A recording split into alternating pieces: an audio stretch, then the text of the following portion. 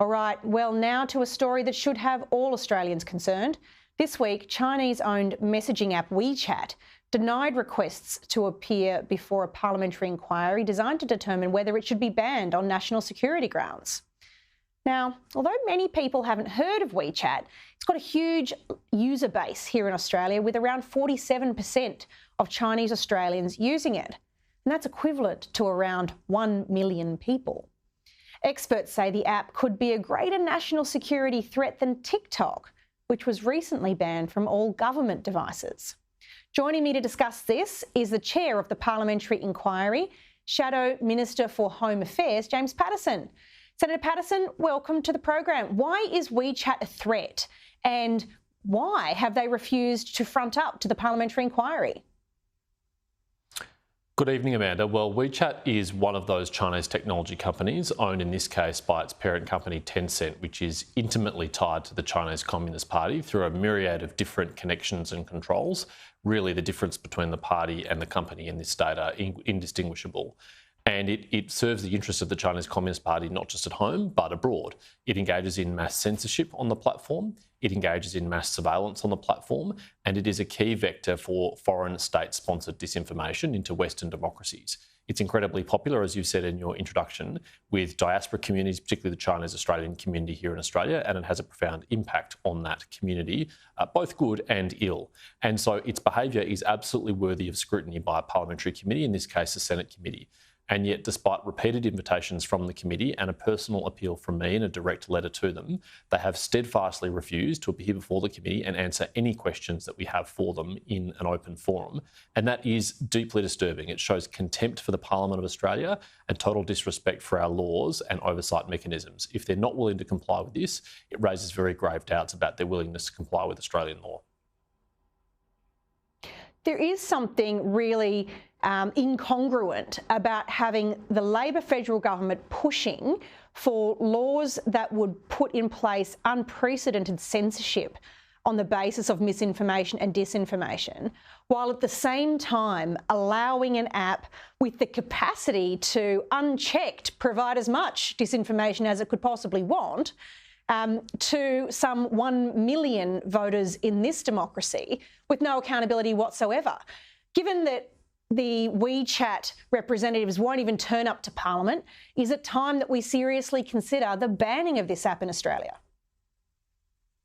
Well, Amanda, the government is right in one sense to be concerned about disinformation, but I just have no confidence at all that the draft bill which they put forward will actually deal with that problem, and particularly that it will be effective in dealing with the foreign state-sponsored disinformation which is being pumped in our democracy. I've no confidence it deals with the WeChat problem or indeed the TikTok problem, or indeed the problem of authoritarian states weaponising Western-headquartered social media platforms like Twitter or Facebook or YouTube either. And so I think it is of grave concern the government is going down the wrong path on this issue. What I would much prefer to see from the government is not tech platform-enabled censorship of Australians and their rights to free speech. I'd much rather see transparency requirements imposed on these platforms so that if they are censoring things or if they are promoting things at the behest of a foreign authoritarian government, that we at least know that they're doing so and we can effectively deal with that and respond to it.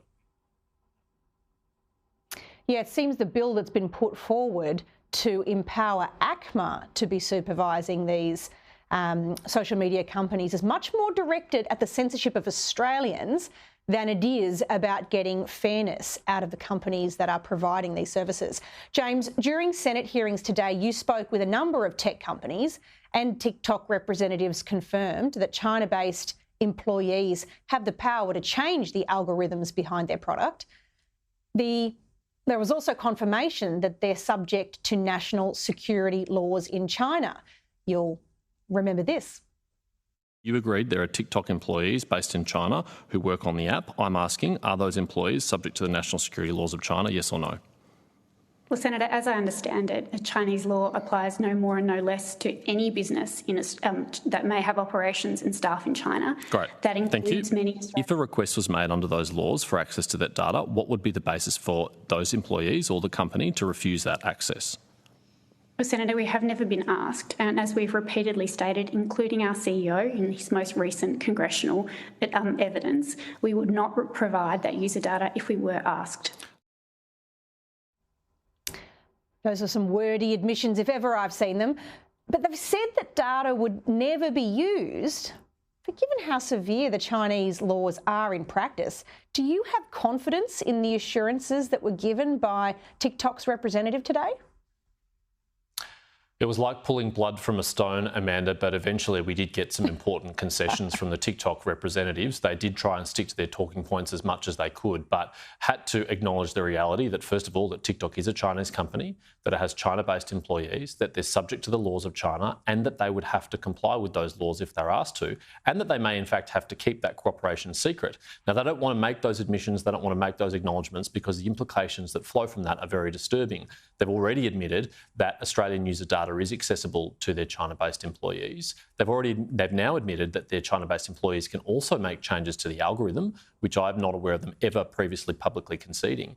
And the implications for that are very real. It means that the long arm of the Chinese state can reach into the heart of the Australian democracy and influence a platform which is an increasing source of news and information about the world for young people. Now, if they've got control over that app, what is on it, and also what data it collects on its users, that's a very powerful tool which they can wield against us, and I'm very concerned about the implications of that for Australians.